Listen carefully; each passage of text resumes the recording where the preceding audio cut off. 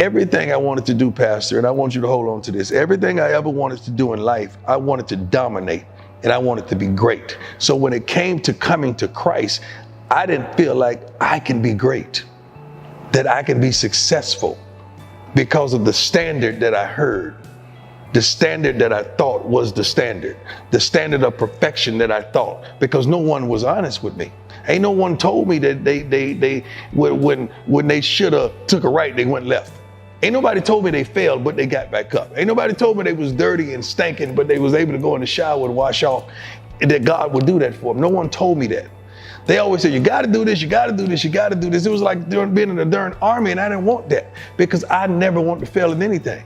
So whatever I wanted to do in life, I wanted to be great at it and dominate it. So I was reluctant to get naked and come all the way in with my hands up. How did you come to know Christ? How did I come? Tell me that moment. Hell. I was kissing hell. I was making love to hell. I was adopted by hell. I was going through hell at the height of everything. I was going to hell. I was winning Super Bowls, playing in World Series, doing my thing, but had no peace, no joy.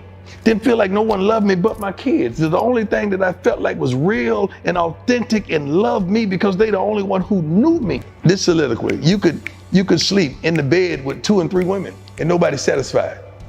You got 100 suits, you can't cover up the pain. You got 300, 400, 500 pairs of shoes, you can't take a step in the right direction. You got 9 or 10 cars in the driveway, you ain't going nowhere. You got a 15,000 square foot house, but you ain't got a home. By the time you get to the bottom, because God is calling you collect, and you do not want to accept the charges because you know it's going to cost you something. So that ringing, that noise in your life that you can't turn it off. You up to bat and you 3 for 4 that night, and you stolen 3 bases, but that ringing is in your ears and in your head, and you cannot turn it off. You go on the football field and you dominate. You breaking up passes, you returning touchdowns, you high stepping, you doing your dance. But after the game, it's ringing, and you can't get this out of your head. So now you just crying out. You're crying out for help, and you began to be suicidal.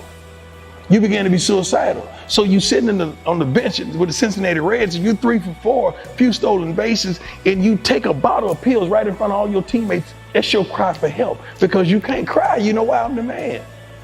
How can the man cry for help? We all told our sons, back in the day, you don't cry. You ain't soft. You ain't no sissy. You don't cry. You don't tell nobody your problems. You internalize them. You man up. The word of hope is sooner or later, you're going to have to surrender. You're going to have to surrender. Because you may not see it now. You may not know it now. But life is so much better if you just surrender. Why you fight the fight that's already fixed? Surrender.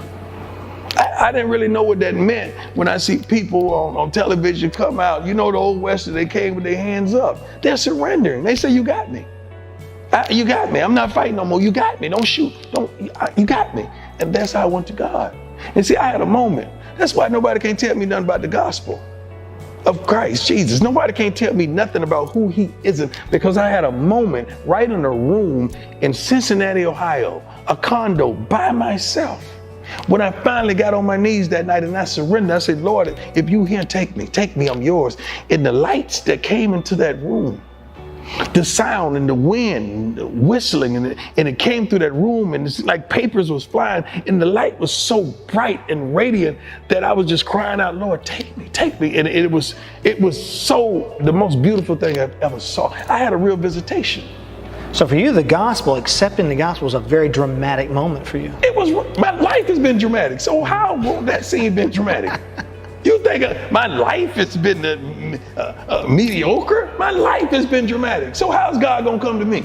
So you've been living prime. God came to you in a prime way. Yes, because he wanted it to be real. Mm-hmm. He wanted me to see the authenticity and the real. And when I tell you he came. God has always spoken to me. And I always knew it was him. I just wasn't ready at that particular time to accept the charges because I felt like it was going to cost me too much. I could do this. I don't have to be perfect, Pastor. I just got to be present. God hadn't called me to be perfect. He called me to be present.